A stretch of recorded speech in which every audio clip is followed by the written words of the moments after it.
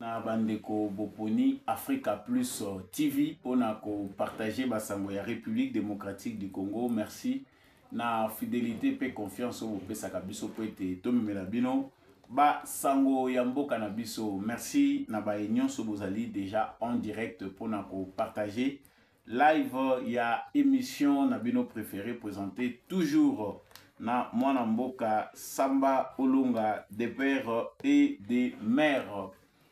Nalobaka toujours natina que justice yanzambe erataka motote, justice yanzambe moto moko te a échappaka na contrôle nango.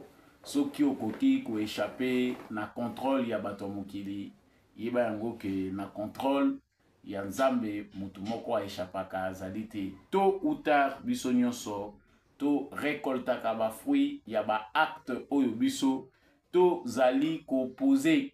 Soki ozali déjà en direct pour na kolanda live ya émission oyo, partagez yango, abonnez-vous, soki ozana nous abonnez, likez et surtout kobosanate kotika commentaire.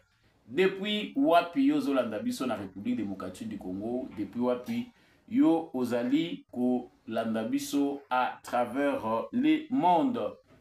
Actualité na biso ezali dominé premièrement na boyeyi ya procureur général ya cour pénale internationale ye monsieur Karim Khan, procureur général ya cour pénale internationale CPI en sigle auti kozala na Kinshasa ye azali ko prévoir ko kutana na ba autorité ya République démocratique du Congo pe koyeba lolenge nini CPI akoki kobanda kolandela ba dossier ya ba cas ya ba violation massive ya ba droit de l'homme pe ba exécution sommaire ezali ko salima na République démocratique du Congo. Quel est le sort réservé na Corneille Nanga na bato bazali simanaye leto se resserre davantage to kolobela ngona kati émission oyo.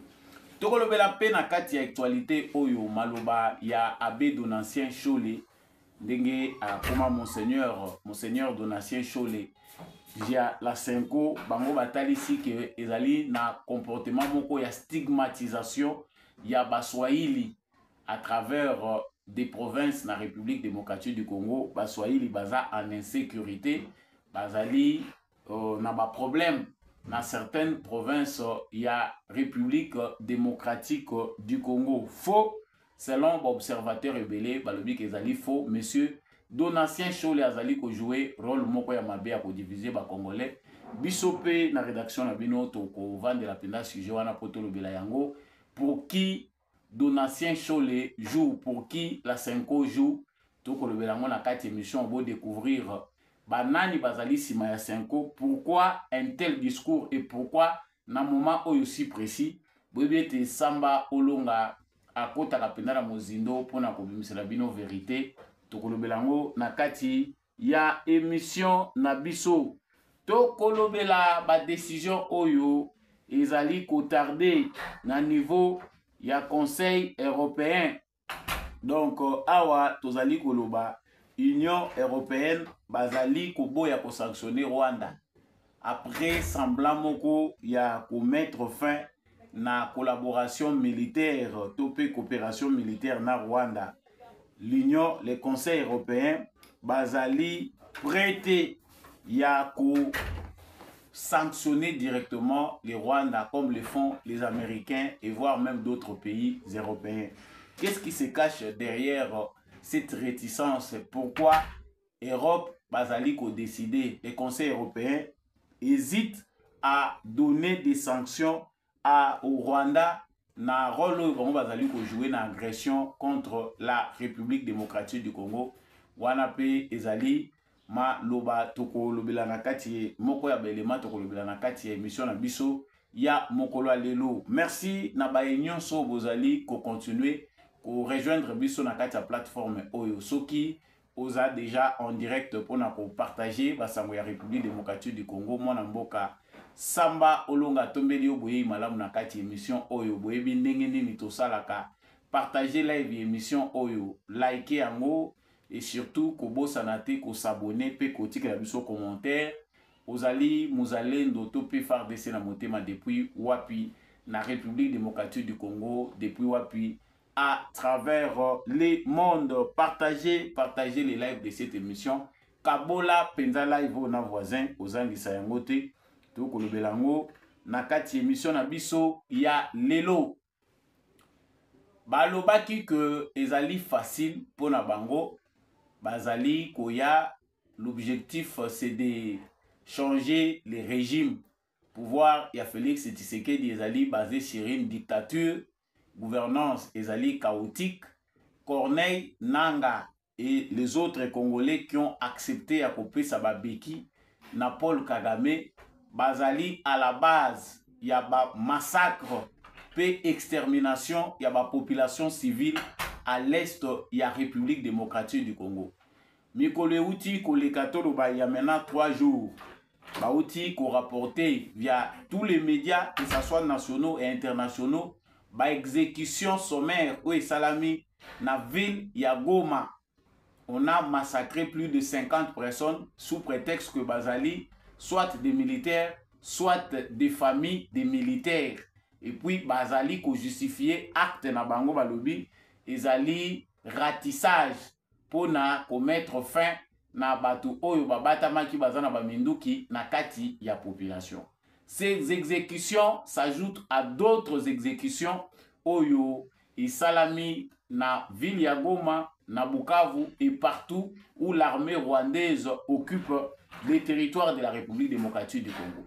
Kasi na combat ya droit, na combat ya bon sens, ya ba droits humains, eza na ba principe o ezali ko régir mokili. Ba principe wana yango nde penda ezali ko sala que Corneille Nangaa na bato bazali ko tambola na bango bazali na problème. Le problème sérieux auquel bango bazali ko faire face, c'est celui d'avoir exécuté des personnes, c'est celui d'avoir massacré des gens. Ba crime wana ezali répertorié.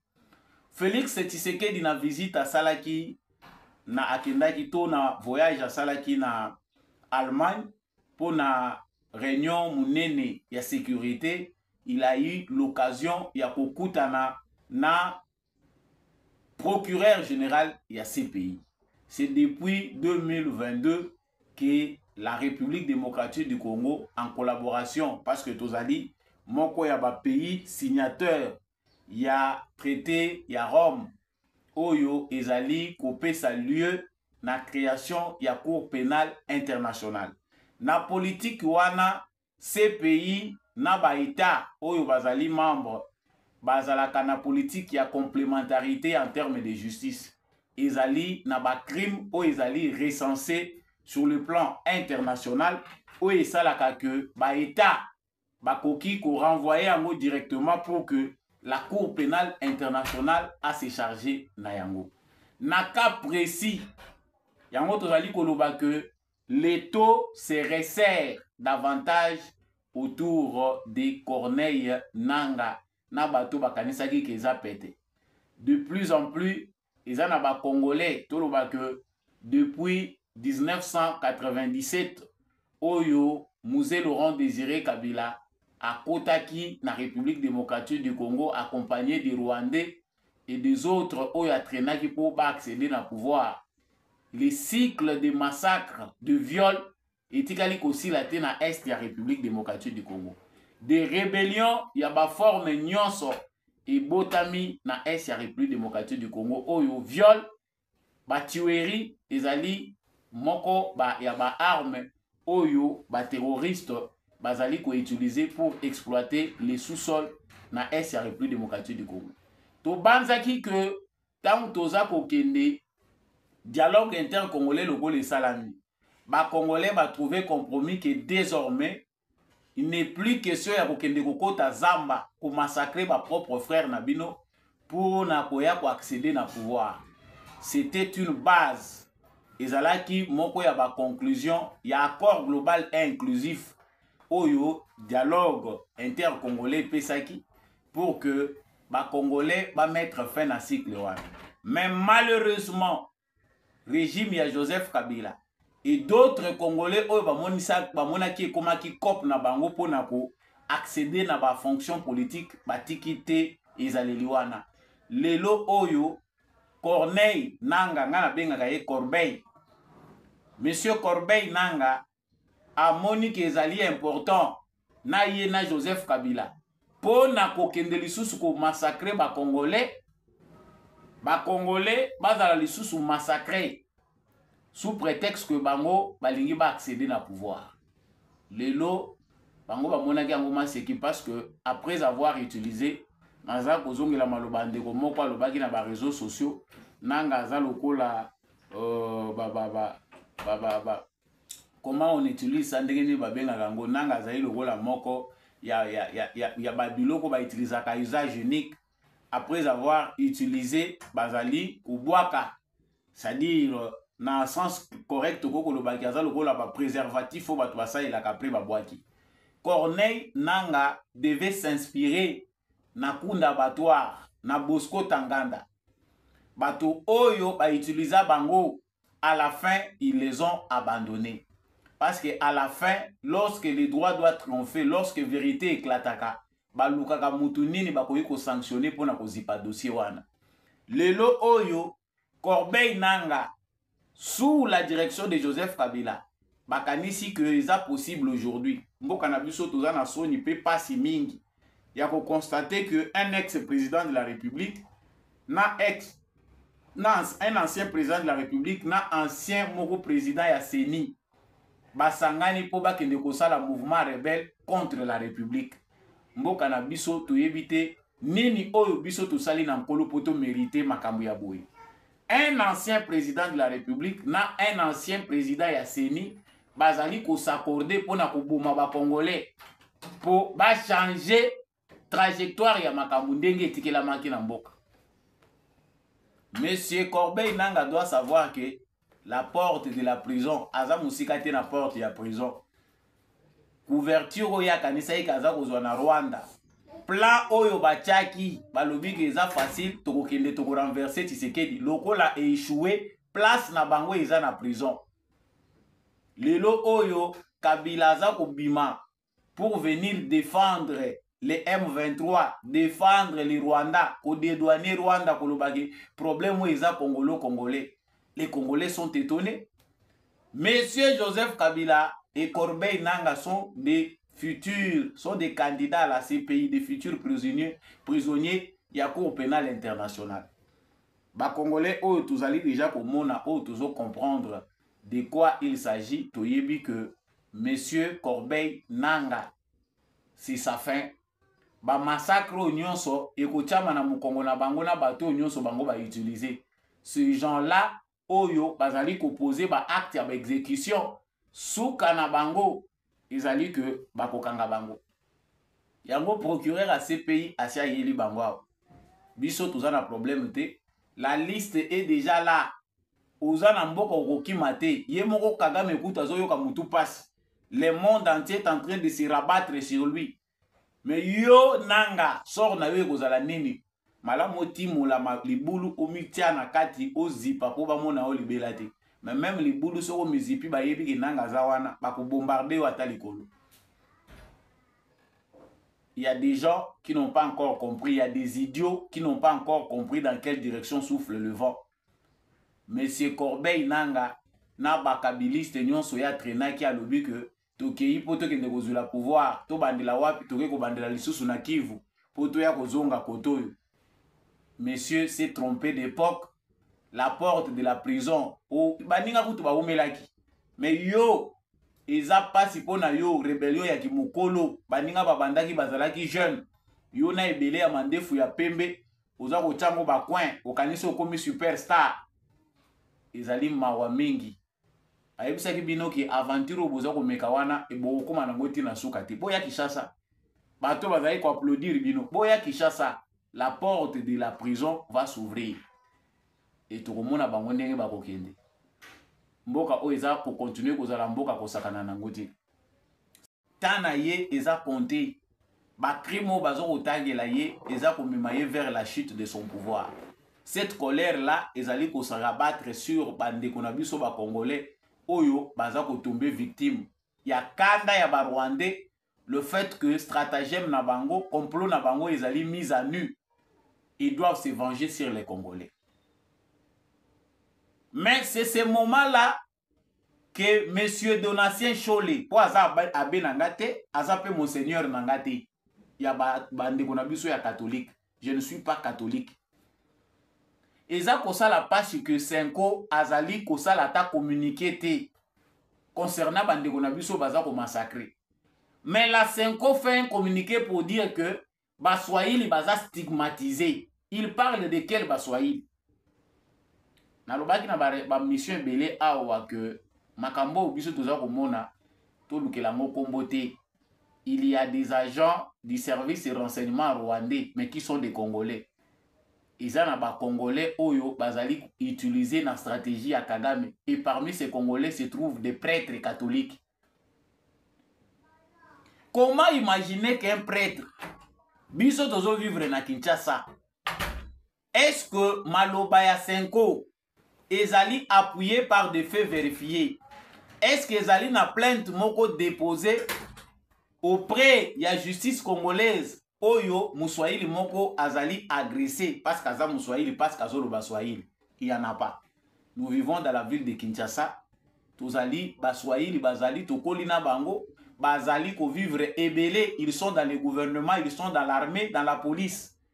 Discours et stigmatisation Chole ayokele yango wapi? Chers Congolais, soki toza koyebate, l'église catholique est déjà corrompue par Paul Kagame. Makambu Chola za kosaleza ya sikate toyokaki pe makambo yo kowuta na Fridolin Ambongo. Il a quitté ici avant ya kokende na Rwanda. Ils ont commencé d'abord ici par kolakisa ba jeune ndenge nini esengeli batumbokela gouvernement en place pour na bambouteillage na misala. Mais il est parti au Rwanda, pays où ils ont agressé les Congolais. Il n'a rien fait. À lobby à taille logote. Ba koti ba réunion, oh, tu ba évêque na ba cardinal y Afrique centrale, to sangana poto lukape. Côté plan wana et wutaki. Ba pesi bango mbongo. Parce que agenda na minute oyo ezali ya batu ya Senko na SCC. Soi-disant prétendu dialogue, il faut que vous ayez financé na nani initié yango. Aujourd'hui, nous allons découvrir bisognon ce que Donatien Chole est en train de jouer les rôles des services de renseignement rwandais. Maloba ya Donatien Chole ezali différente na maloba ya ba service rwandais oyo bazali na ba réseaux sociaux. Et l'ongwe que ba Rwandais bazali stigmatisé, ba rwandophone bazali stigmatisé et commune ba swahiliphone. Mais c'est grave. Biso toyebi ke basango bazaka mayele. Likambo nyonso avant o affirmer ngo il faut zala na ba preuve. Où sont les preuves où ezali ko confirmer ba dire il y a Donatien Chole? Ce qui démontre que non seulement qu'il est dangereux, mais Donatien Chole azali ko jouer rôle oyo ba confier ya ko diviser ba Congolais. Donc, bato biso toza ko benga banganga nzambe bazali financé pour na ko diviser ba Congolais. Le même rôle qu'ils ont joué en 2018.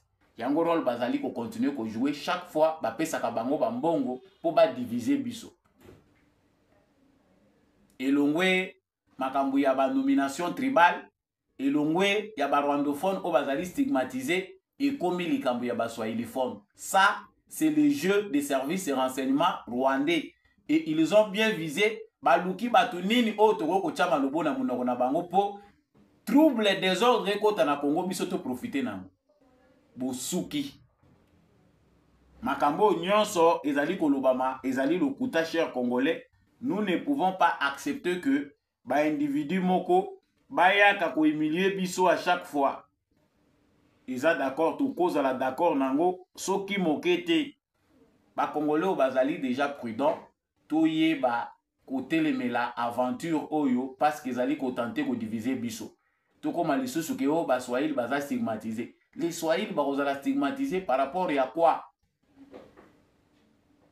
Kutu bande kona biso baluba bakasaye mususu nde bako kopesa discours wana Félix Tshisekedi tango accéder na pouvoir. On n'a pas vu les Kassayens s'agiter. Pourtant ils étaient stigmatisés, ça n'a pas arrivé. Ba vanda kimia.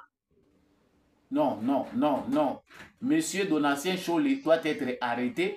Il faut azala interpellé par justice congolaise. à fournir ma preuve. Il y a des propos qui sont tenir pour diviser les Congolais.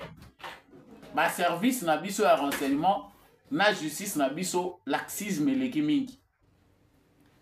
Sango, ya suka toza kosukisa nango actualité na biso, ezali ko se baser sur comédie oyo ya Union européenne. Les commissaires européens sikela oyo baza chargé ya ko exécuter oyo Parlement européen lobby. Parlement européen sengaki que bazwa ba sanction contre Rwanda. Mais commissaires européens aboyi bazwa ba sanction contre Rwanda. Donc Union européenne eko sanctionner Rwanda te. Basali semblant ya ba manœuvre, balobi noté to stopper collaboration et ya contre makambo Italie militaire l'armée rwandaise pour collaborer na bango lisusu te. Mais il ne parle pas, il y a accord sur les minéraux, il n'y a pas une conclusion juste là-dessus. Balobi kaka non, il faut qu'on revoie chaîne na bango. Au finish, aucune sanction n'a été prise par l'Union européenne contre le Rwanda de Paul Kagame oyo azali côté que la bango minéraux ya mabe. Bande koyo tozo koluka bososoli ça va politicien wana ezali po ba couvrir ka bango. Si on sanctionne le Rwanda, le multinational oyo bazali kozwa minéraux ezozo uta Rwanda ba kozala lisusu approvisionner te. Voilà pourquoi ba sanction ezali ko tarder. Ce commissaire européen est corrompu. Ba pesi mbongo pour que avant de la dossier wana biso ba congolais que ça soit bazo vivre à l'intérieur du Congo, que ça soit au bazo vivre à l'extérieur du Congo, il est temps pour nous de nous réveiller, d'être debout. Koyebisa ba européen maintenant que ça suffit. Parce que comme l'Union européenne trouve que biso tozali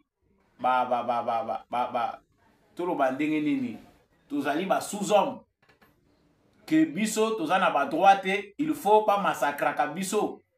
Nous pensons que c'est fini. Oye salamaki awa contre les ambassades, tout le monde na président a condamné Ango. Alobi non, il ne faut pas s'attaquer aux ambassades. Mais oye zana risque à kosalema contre les Européens, bakochaka lisuma kolula bango na Congo te. Ceci démontre que ces continents, ezali continent moko ya ba barbare, o baza ko se cacher derrière ba valeur o ba yebi ko respecter te. Nous dire aujourd'hui que continent africain, minéré, tozali kolandela de près pour na kotala soki ezali respecté, c'est un gros mensonge. Batu nyonso baza indigné à constater que malgré les massacres où ezali kosalema na est ya Congo, l'Union européenne maintient son cap. Toza koyebisa gouvernement ya République démocratique du Congo de passer à la vitesse supérieure. Nous ne pouvons pas continuer à supplier, tokoki ko continuer à collaborer avec des gens hypocrites. Bato baza ko assassiner biso. Débarrassons-nous de l'argent de l'Union européenne. Nous ne pouvons pas en même temps vouloir une chose et son contraire. Tokoku fate soki l'Union européenne atiki ba financement na ye. Arrêtez quelque part. Eza lokola tozo cracher sur mémoire ya bato bazo kufa.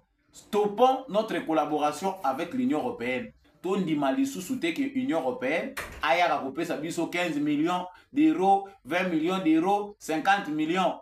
Po baya ko zipa ba crime oyo bango bazali pe ko commettre pour na ko exploiter ka ba minerai à est ya République démocratique du Congo. C'est grave. Le monde entier est en train de se mobiliser contre ces petits dictateurs fabriqués par vous. Bino boza prêté. Ya ko sanctionner. Voilà ce que nous pouvons dire.